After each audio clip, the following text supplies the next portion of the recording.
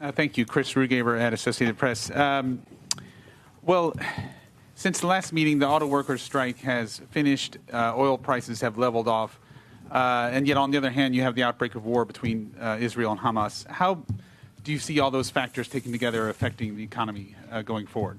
How are you thinking about those? So there are significant issues out there. As you point out, global geopolitical tensions are certainly elevated, and that goes for the war in Ukraine. It goes for the war between Israel and Hamas. We're monitoring that. Our job is to monitor those things for their economic implications. So the UAW strike, as you point out, appears to be coming to an end. Oil prices have flattened out. They haven't gone down, but I guess they've gone down a little bit from their earlier peak.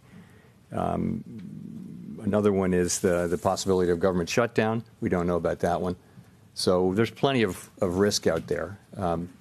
But I would go back to the bigger picture from our standpoint is we've got a very strong economy, strong labor market, making progress on the labor market, making progress on inflation, and we're very focused on getting confident that we have achieved a stance of monetary policy that is sufficiently restrictive. That's really our focus. Great. And just one quick thing. You last month had gone to York, Pennsylvania, where you talked to last month, where you talked to a lot of small business owners.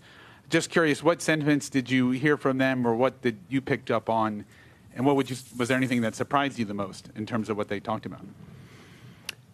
I wouldn't say I was terribly surprised. I was very impressed by York as a town with a real strategy, and I would say it's very impressive what the people there have put together in the face of some difficult longer run trends about offshoring of manufacturing and that kind of thing. They've done a great job as a city, I think.